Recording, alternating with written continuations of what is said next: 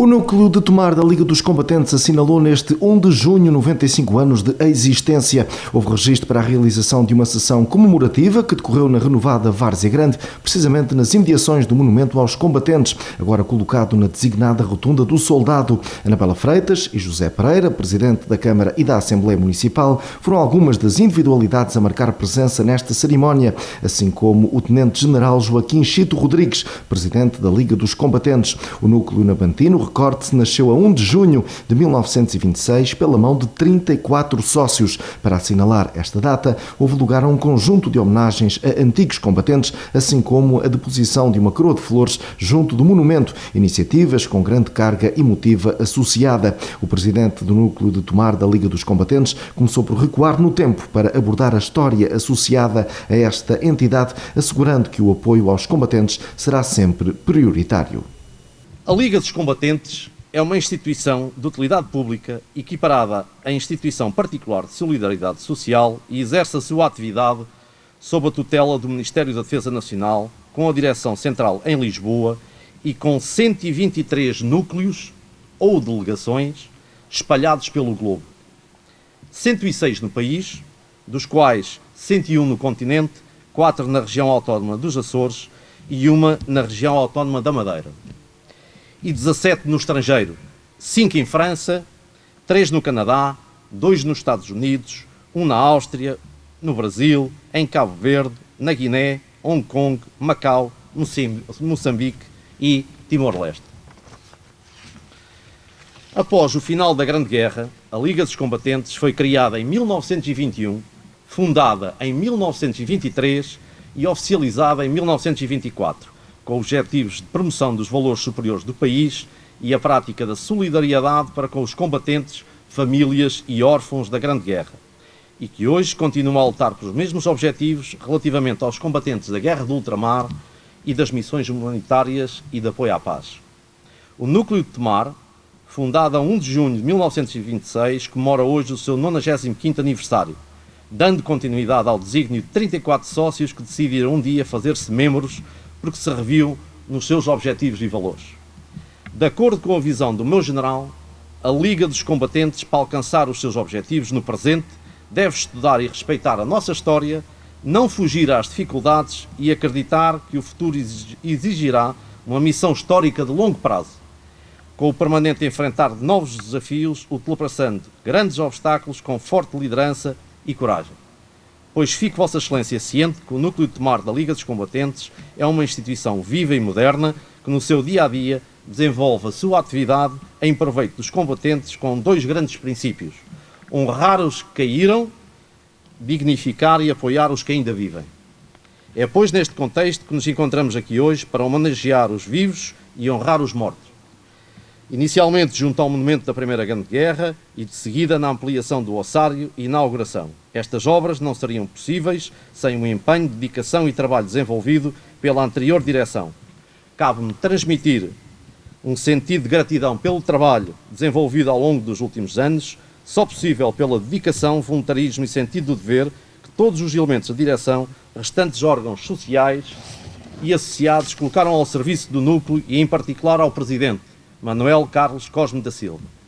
A conservação das memórias e os cuidados de saúde, o apoio aos sócios e não sócios, as contagens de tempo de serviço, os pedidos de acréscimos, suplementos, complementos de pensão, pedidos de reforma, ligação com a Segurança Social e Caixa Geral de Apresentações, auxílio no Census 21, esclarecimentos relativamente ao cartão de antigo combatente, a presença nos funerais, a inscrição de novos sócios e readmissão de sócios inativos sintetizam a vida do núcleo e os objetivos estatutários.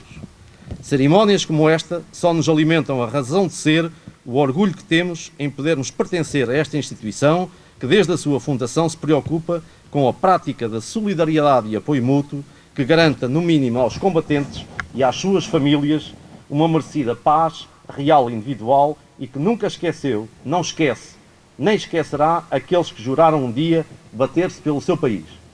Acreditemos e gritemos bem alto: Liga dos Combatentes, valores permanentes. Liga dos Combatentes, em todas as frentes. O Tenente-General Joaquim Chito Rodrigues, presidente da Direção Central da Liga dos Combatentes, fechou esta sessão elogiando a história que está associada ao Conselho de Tomar. O que nos traz aqui hoje, de facto, é história, pode ser longa desde a nossa fundação, a história que acabamos de ouvir do nosso próprio núcleo de Tomar, numa cidade, hoje cidade, que é ela por si só, história de Portugal. Nasceu aqui com Afonso Henriques, o Aldim Pais. Durante mais de um século, este lugar foi fronteira terrestre do país e por isso mesmo teve que desenvolver as condições necessárias pelos combatentes para garantir essa fronteira terrestre. E por isso aqui tivemos o Aldim Pais construindo o castelo, construindo o convento, de tal forma que são ainda hoje ex-libris desta cidade. 8 séculos nos separam desse nascer de Portugal,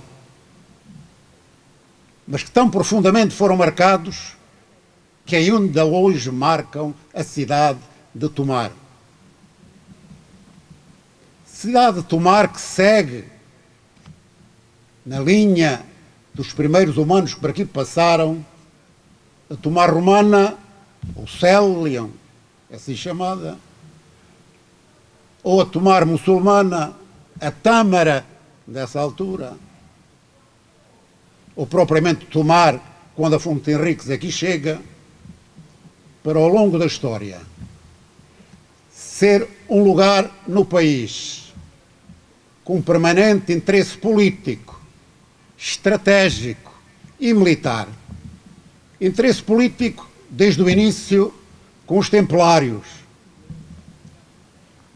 mas que depois, com a Ordem de Cristo, que se aqui instala também, com o governador do infante Dom Henrique,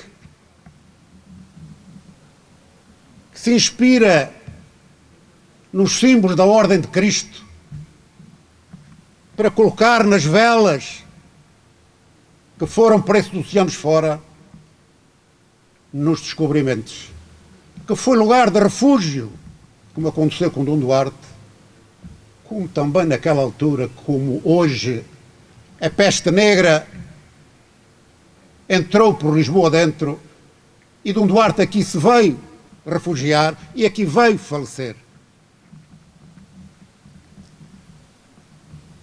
Mas também marcam Tomar momentos históricos, que são históricos, mas talvez menos felizes, como a Inquisição, que aqui marcou lugar profundo, com um tribunal próprio, ou marcando aquilo que em 1581 seria o carimbo sobre aquilo que foi designado pela União Ibérica e que deu ao Filipe I de Portugal a verdadeira razão de ser de 60 anos da perda da independência.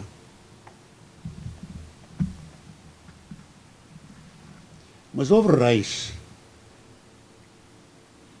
que se entregaram a este espaço e que lhe deram a volta de tal ordem, como Dom Manuel I, que marcou decisivamente este convento de Cristo com o seu cunho pessoal e artístico da época, permitiu que chegue até hoje. Mas há muito pouco tempo, há cerca de 200 anos, os combatentes do Tomar e do país arregimentaram-se para fazer frente ao invasor. Há 200 anos tínhamos neste espaço o exército francês. E os combatentes arregimentaram-se, pediram auxílio ao inglês aliado, e com Wellington no exército luso-inglês, expulsou daqui os franceses. Quem diria que 100 anos depois, esse mesmo exército luso não invadia a França, defendia o território francês, batia-se em França, na Flandres, em Angola e Moçambique, defendendo as colónias, como lhe tinha sido dada orientação pela própria Conferência de Berlim e pelas próprias grandes potências de então, ou defendes ou ficas sem elas. E fomos defender Angola e Moçambique. E fomos defender a França. Em Lalis, defendemos a liberdade da Europa. Em Lalis, não tivemos nenhum desastre, nem nenhuma tragédia.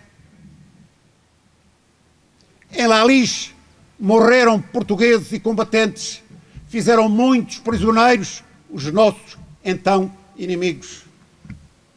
Mas quem perdeu aquela batalha, e nós temos que fazer uma leitura positiva da história, quem perdeu aquela batalha foi o exército inglês, onde estava integrado o corpo expedicionário português, o qual exército permitiu que num lugar onde deviam estar 2 divisões, esteve apenas uma divisão, ainda por cima com mais de metade do efetivo a menos. E lhe foi dar da ordem para defender a todo o custo, ou vida ou morte, num lugar onde é impossível defender daquela forma, com aqueles meios. E no final da guerra, esses mesmos que ali se bateram, 2 batalhões perseguiam o inimigo na entrada na Bélgica. Não se trata, portanto, de nenhum desastre, nem nenhuma tragédia. Foi uma derrota tática, não uma derrota estratégica nem política, porque desfilámos com os vencedores em Lille e em Paris. E é aí que nasce a nossa instituição. É aí que nasce a Liga dos Combatentes.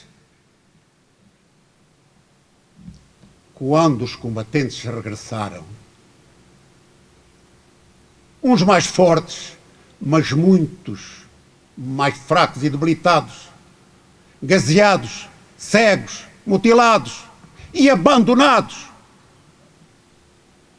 Foi aí que nasceu a nossa instituição, porque nós, combatentes de então, concluímos que era necessário organizarmos para taparmos as falhas do Estado, para apoiarmos os combatentes e as famílias abandonadas.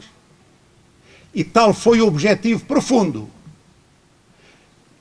que este ano evocamos o centenário dessa instituição, que nunca mais deixou de proteger os combatentes que infelizmente que tiveram a fazer 40 anos depois mais uma guerra, eu diria de 21 anos, porque começou na Índia com o primeiro morto em 1954 e terminou em 1975 com o último morto. 21 anos de conflito permanente. E no regresso? O regresso,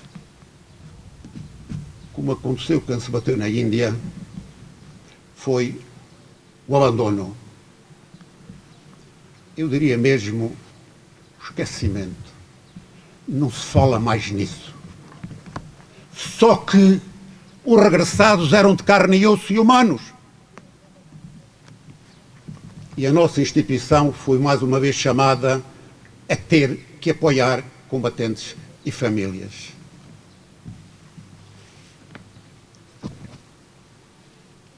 Deixem-me ler, para terminar, algo que disse há 2 dias, ao inaugurarmos mais um monumento, já vai em 423, em Porto de Mós, na freguesia de São Bento. Dizia eu, E o governo da nação? O governo da nação esqueceu durante muitos anos quase totalmente os seus combatentes. E assim se tem comportado já vai para muito tempo. Se tomarmos por referência 1914 e a Grande Guerra, vivida em África e em França e na Guerra do Ultramar. Ainda que o recente Estatuto do Combatente tenha obtido acolhimento do Governo por forma tímida e, como tal, incompleta, com a promessa de se constituir um primeiro passo legislativo nos termos de solidariedade e reconhecimento, é notório o diminuto apoio que dispensou aos melhores dos seus filhos, tantos anos após o seu regresso a Lempar, onde desdenhamos do conforto, sentimos na alma e no corpo a guerra e convivemos com a confusão que ela gera. O recente Estatuto do Anticombatente quedou-se distante do que foi proposto ao Governo. Estatuto no qual falta aprofundar e dotar financeiramente a solidariedade devida aos que vivem, sobretudo a idade de ouro ou a do outono da vida. Na nossa juventude, cada vez mais distante, Portugal foi-nos chamar onde cada um de nós estava, nos campos, nos escritórios, às fábricas e às escolas. Pediu-nos que interrompêssemos os nossos sonhos, largássemos as nossas famílias e os nossos amigos, adiássemos casamentos, abandonássemos o mundo em que tínhamos nascido e crescido. Portugal pediu-nos tudo o que podíamos dar e nós, os que respondemos de pronto com o nosso sim, demos tudo com generosidade. Fomos e aprendemos então a combater. Estivemos em terras que antes quase nem sabíamos que existiam, em locais remotos onde provavelmente alguns de nós nunca mais voltarão. Fomos combatentes em situações e condições tão diferentes de tudo o que conhecíamos e experimentámos a guerra. Partimos jovens e os que regressaram precocemente amadurecidos pelas experiências vividas. Mas ainda hoje permanecemos combatentes, orgulhosamente combatentes por Portugal, almejando muitos de nós um pouco mais do saber e poder de quem governa.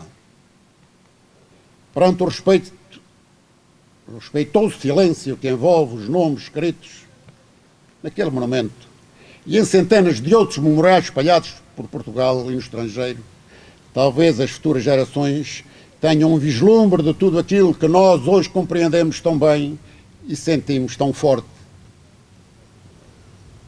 Sentimos que escrevemos história. História que drapeja serena quando de mansinho o vento embala a nossa bandeira.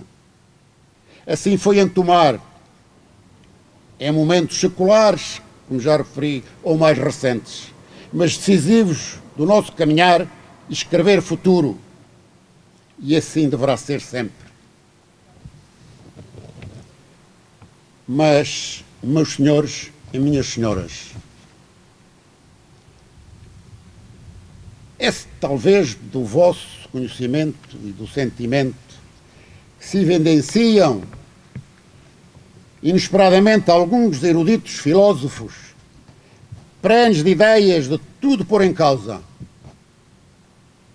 questionam quem somos e não onde viemos, questionam sobre a nossa história, pondo em causa os valores que escreveram ao longo de 9 séculos, valores e verdades inerentes ao tempo político desses séculos.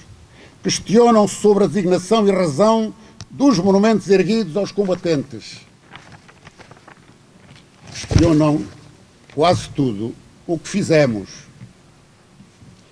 Falta-lhes apenas afirmar que o mar, afinal, não é salgado. Caros combatentes, ilustres convidados presentes, minhas senhoras e meus senhores, estamos numa grande praça de Tomar. Talvez a pandemia nos tenha reduzido a algum universo que aqui gostaria de estar. Somos relativamente poucos.